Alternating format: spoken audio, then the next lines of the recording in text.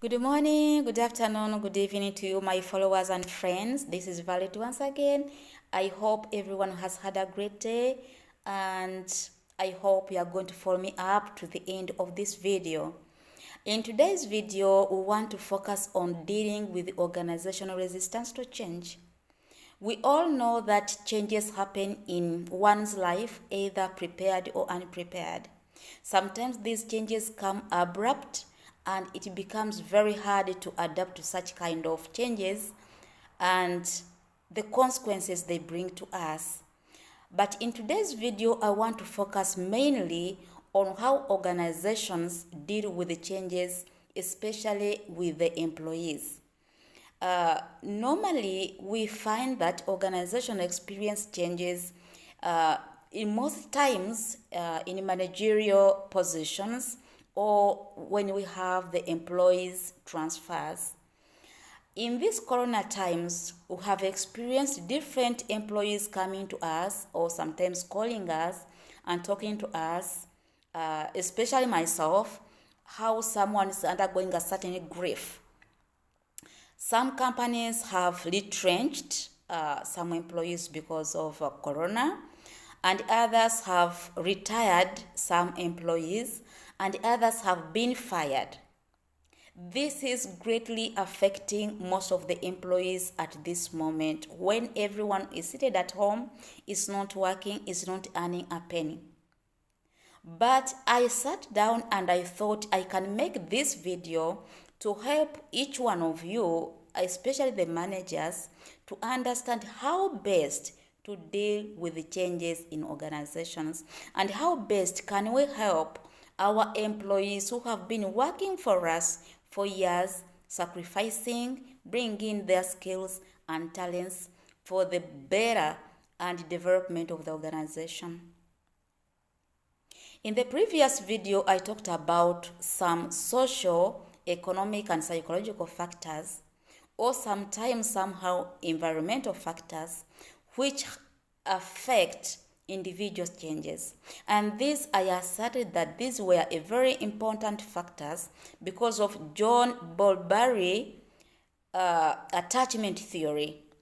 I asserted and explained that the attachment theory is developed in our childhood and therefore then it grows up with us.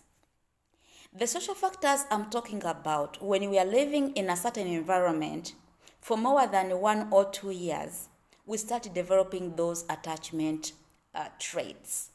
We get attached to friends, we get attached to families, we get attached to environment, we get attached to the way we do things. Economic factors depends on the way that particular person earns his living. Sometimes some of my friends sell in the market. Other friends work, either are freelancers, others are having permanent jobs. So within those arenas, each one of us or each individual gets attached to a particular way of doing things, of the way of earning his own money. And he knows when I wake up in the morning and I go to the market, I'll get 20 euro, I'll get 50 euros, and that will help me either to pay my bills. But how do we help such people to adapt to changes that may be due to policies, either government policies or organizational policies or situational policies?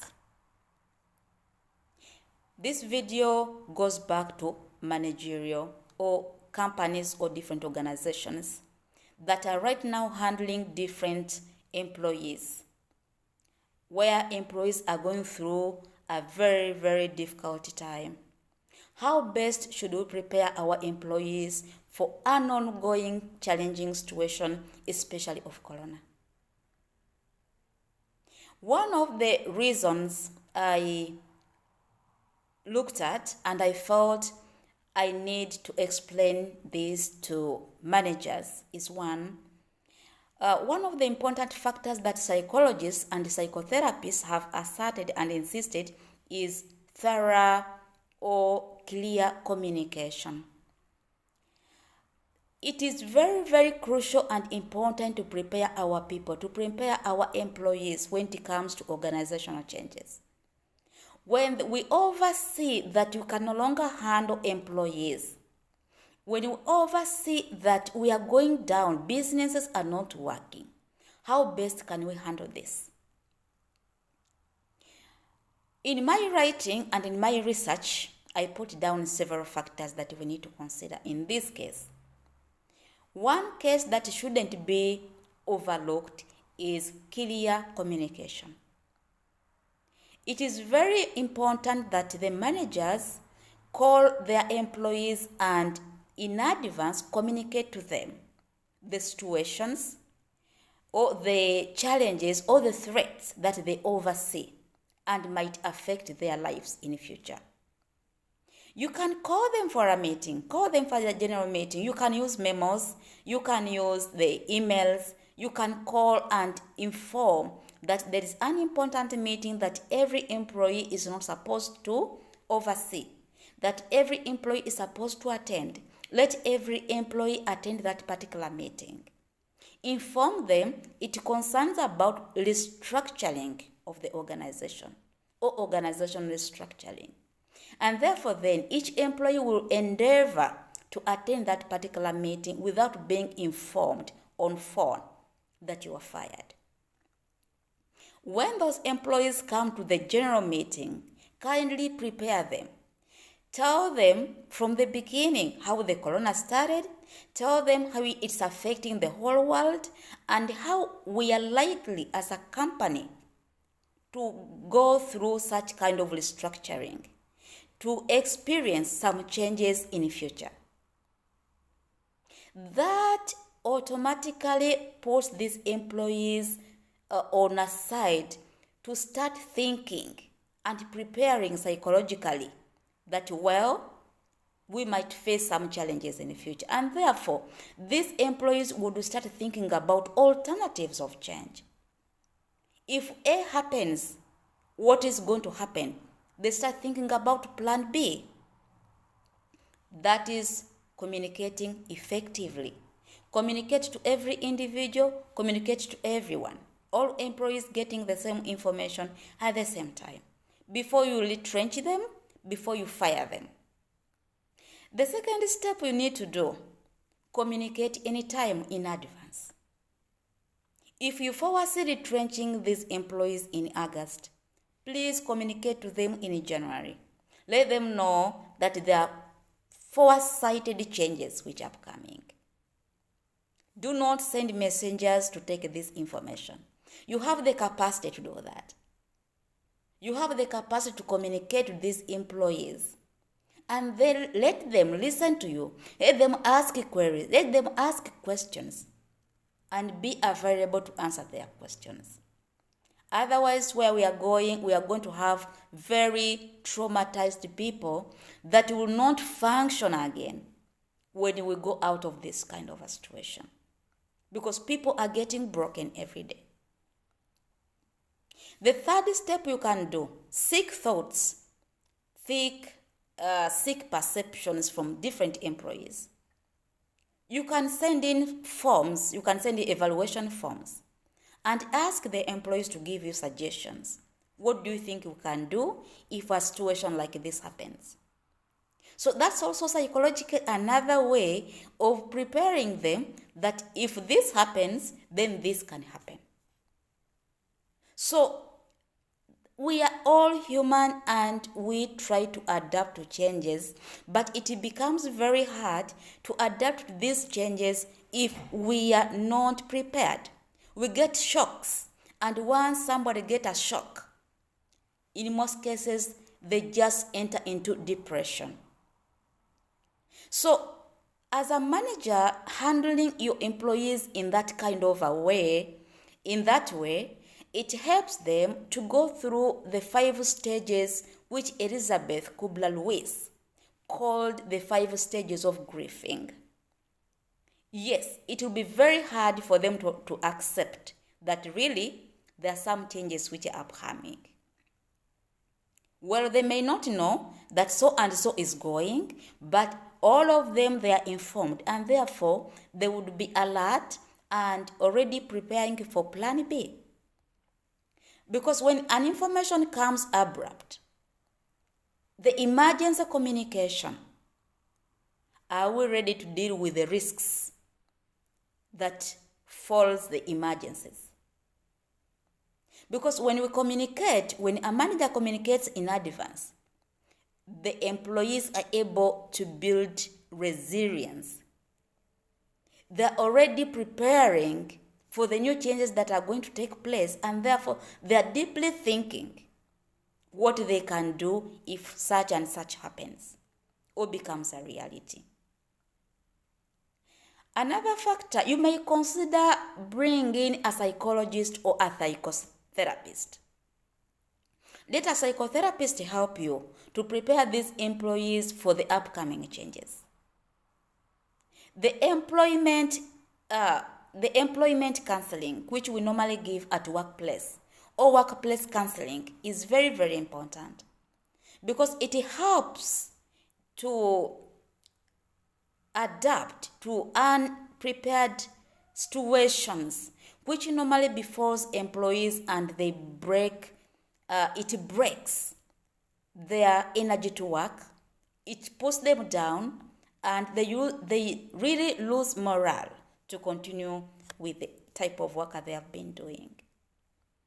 We all know that changes involves risks, changes involves losses, changes involves moving from the known to unknown, changes involves taking risks, embracing risks, and therefore changes also involves grieving. We grieve over the lost status quo. We grieve over the lost job. We grieve over the lost incomes. We grieve over the lost friends. We grieve over the lost chair. We grieve over those smiles that we used to experience, the fun in the office.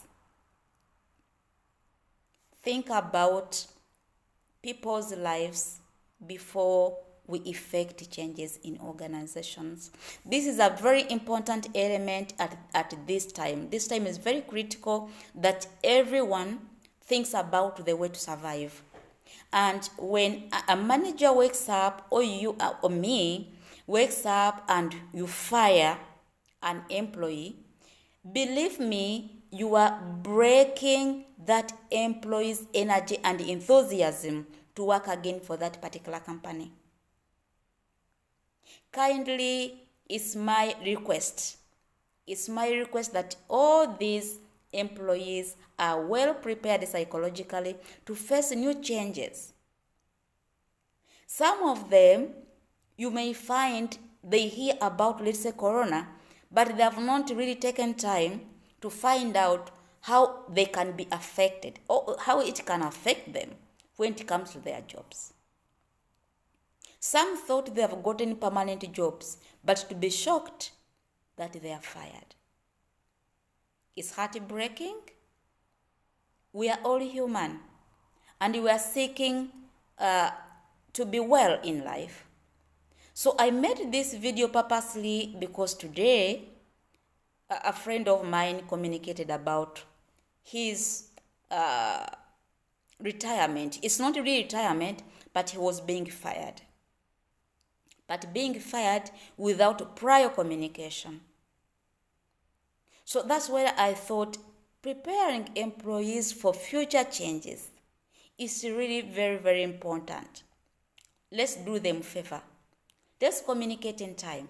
Let's give them time to mourn and grieve over what they are going to lose.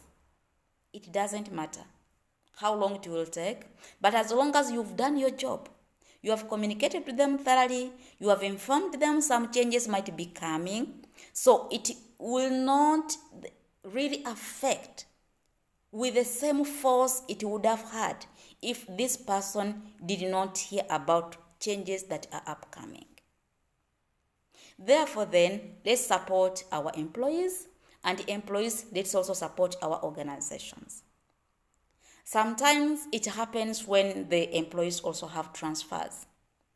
And when they have transfers, some of them or some of us, we may say, no, I'm not going anywhere. I want to remain in this particular company or this particular branch because my family is here, my home is here, and all my friends are here. So those are some of the factors I talked about, which we should not